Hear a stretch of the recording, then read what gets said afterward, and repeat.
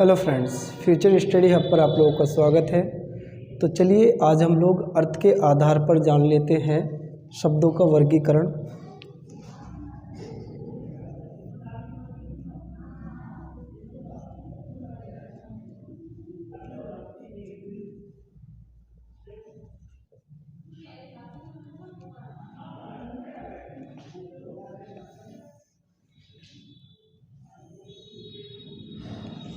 अर्थ के आधार पर इसको हम लोग फ़िलहाल यहाँ पे 4 भागों में डिवीज़न करते हैं। कौन कौन से?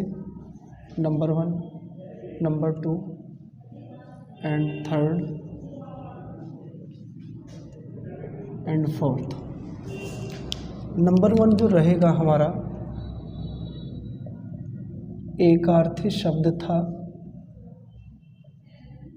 नंबर 2 हमारा अनेकार्थी शब्द, और उसके बाद में पर्यायवाची शब्द, और 4th पोजीशन पे था हमारा विपरीतार्थक शब्द। तो ये हमारे 4 रूप होते हैं अर्थ के आधार पर।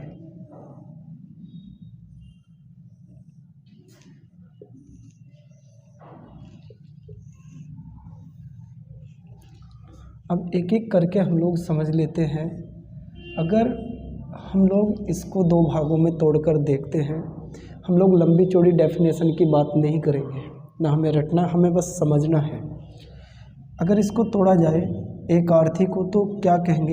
एक प्लस आर्थी, या फिर एक प्लस अर्थ कह लो आप लोग। जब इन दोनों शब्दों को आपस में कलेक्ट करोगे तो क्या प्राप्त होगा? जिसका एक अर्थ निकलता हो, जिसका एक अर्थ हो। बस केवल इतनी बात हम लोग करेंगे, हमें डेफिनेशन वगैरह की यहाँ पे बात नहीं करनी, क्योंकि शब्दों के अंदर ही उसकी डेफिनेशन हमेशा छिपी रहती है। उस परिभाषा को हम लोग अपने आधार पर अलग अलग शब्दों में वहाँ पे हम लोग मेंशन करते हैं। अब ये मेरी डेफिनेशन तैयार होगी जिसका एक अर्थ हो, एक अर्थी जिसका एक अर्थ हो। कैसे? फॉर एग्जाम्पल, जो वर्षों से, बहुत काफ़ी वर्षों से चलते आ रहे हो हमारे शब्द, जैसे दिन में अगर लूँ तो दिन का अर्थ केवल दिन ही होता है। अभी इसका कोई दूसरा जो अर्थ होता है वो अर्थ हम लोग नहीं रख पाते। या फिर मैं अगर लूँ रात, इसका भी हम लोग नहीं देख पाते। या फिर मैं लूँ नदी या पहाड़ या पुस्तक, तो ये वे शब्द हैं हमारे जिसको हम लोग तोड़कर कोई दूसरा अर्थ इसका नहीं निकाल पाएंगे। तो आप लोग इसी डेफिनेशन को थोड़ा सा और मॉडिफाई भी करना चाहते हो तो कर सकते हैं, जिसको या फिर जिसका विघटन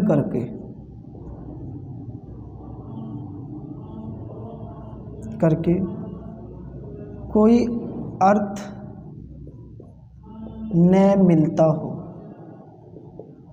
और मैंने एक बात और, इससे पहले रूढ़ शब्द भी हम लोगों ने पढ़े थे। तो क्या मैं इस चीज़ को, इस बात को, इस डेफिनेशन को क्या मैं रूढ़ शब्द भी कह सकता हूँ या नहीं कह सकता हूँ?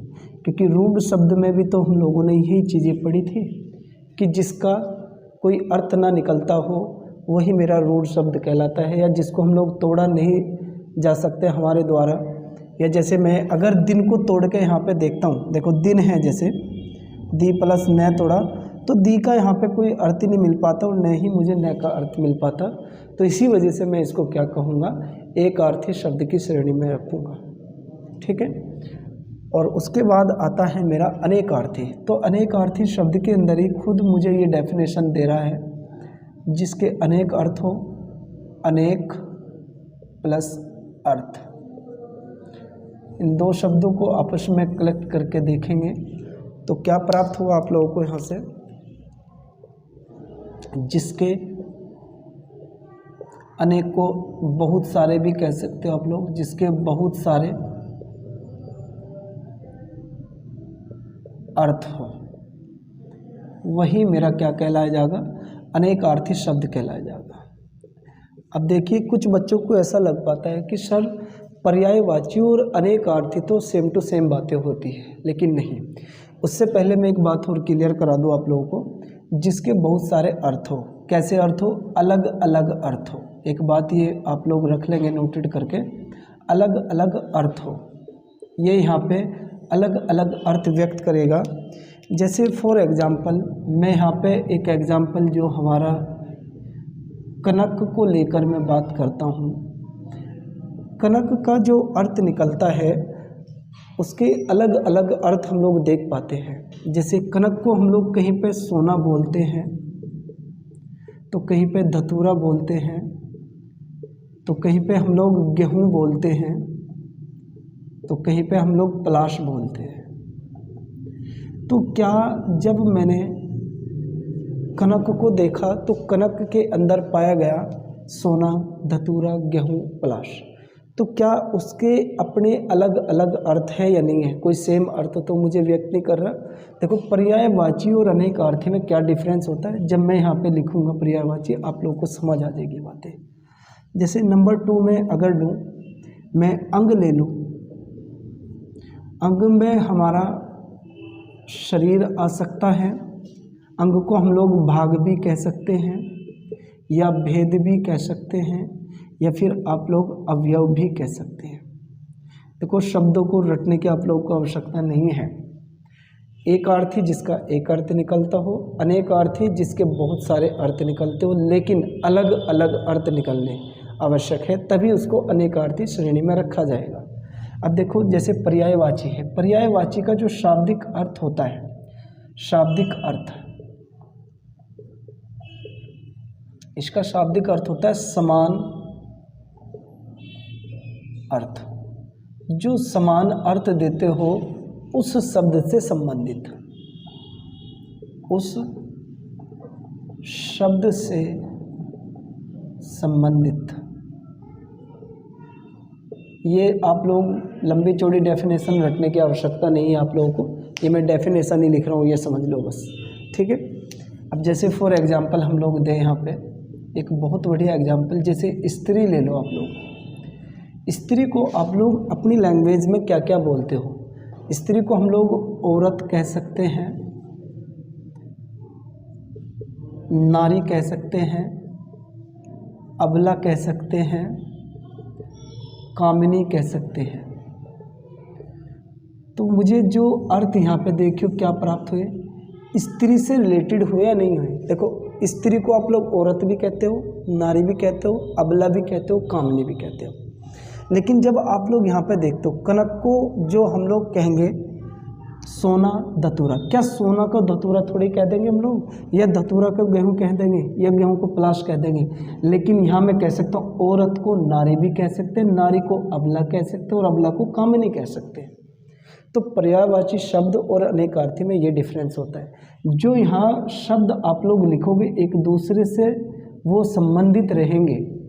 जैसे यहाँ औरत को नारी भी कह सकते हो, नारी को अबला, अबला को कामिनी। लेकिन यहाँ सोना को धतूरा नहीं कह सकते और धतूरा को गेहूँ नहीं कह सकते, जबकि अपने आप में वे अलग अलग अर्थ लेकर बैठे हुए हैं। ठीक है, आप लोगों को अच्छे समझ आ गई। विपरीत अर्थी का होता है मतलब क्या? विलोम। विलोम मतलब उल्टा। जो शब्द के विपरीत अर्थ व्यक्त करता हूं।